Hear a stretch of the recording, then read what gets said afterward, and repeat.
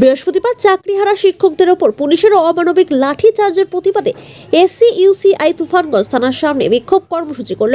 এদিন 10 নম্বর ওয়ার্ডে দলীয় কার্যালয় থেকে মিছিলটি শুরু করার পর থানার সামনে এসে দলীয় কর্মী সমর্থকরা বিক্ষোভ দেখায়। দলের লোকাল কমিটির সদস্য ভোলা সাহা বলেন, যারা সমাজের মেরুদণ্ড তাদের ওপর যেভাবে পুলিশি বর্বরতার তীব্র ধিক্কার জানাচ্ছে, আগামী দিনে পুলিশ প্রশাসন সংযত না হলে আমরা বৃহত্তর আন্দোলনে শামিল হব।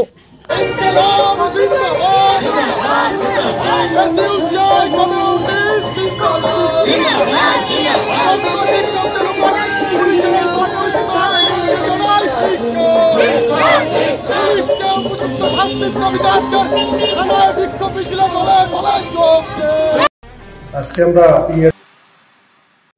কিছুদিন আগে সুপ্রিম কোর্ট থেকে 26,000 শিক্ষককে তারা কর্মচ্যুত করেছেন এবং তাদের চাকরিহারা এই শিক্ষকরা যখন বিভিন্ন স্তরে স্তরে তারা আবেদন করছে যে যোগ্য ব্যক্তিদের চাকরি দেওয়া হোক এবং অযোগ্যদের চিহ্নিত করা হোক, কিন্তু সরকার অযোগ্যদের চিহ্নিত না করেই যোগ্য এবং অযোগ্য মিলিয়ে 26,000 শিক্ষককে তারা কর্মচ্যুত করেছে, চাকরি থেকে তাদের সরিয়ে দেওয়া হয়েছে। এরই প্রতিবাদে গতকাল সারা রাজ্যের প্রতিটি ডিআই অফিসে বিক্ষোভ এবং কর্মসূচি ছিল শিক্ষকদের, এই চাকরিহারা শিক্ষকদের।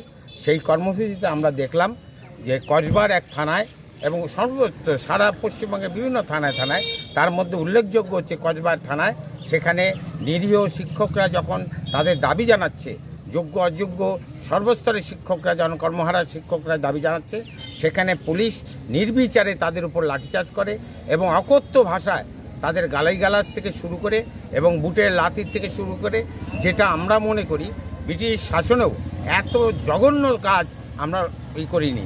আমরা তাই এসইউসিআই কমিউনিস্ট দলের পক্ষ থেকে আজ রাজ্যের সমস্ত থানাগুলোতে আমরা বিক্ষোভ কর্মসূচি নিচ্ছি এবং তার পাশাপাশি পুলিশ প্রশাসনকে বলছি, আপনারাও নিজেরা এই শিক্ষকদের দ্বারা শিক্ষিত হয়ে আজকে চাকরি জীবনে আসছেন, এই শিক্ষকদের উপর যে আক্রমণ তারা আপনারা নামিয়ে এনেছেন সেটা লজ্জাজনক। এই কাজটার থেকে আপনারা বিরত থাকবেন। আমরা আবেদন করছি, যদি এইভাবে শিক্ষকদের উপর অত্যাচার হয় তাহলে আমরা এসইউসিআই দল এই শিক্ষক কর্মচ্যুত শিক্ষকদের পাশে দাঁড়িয়ে সর্বস্তরের শেষ পর্যন্ত আন্দোলনে আমরা সংগঠিত করব। আমি ভোলা সাহা, আমি এসইউসিআই তুফানগঞ্জ লোকাল কমিটির সদস্য।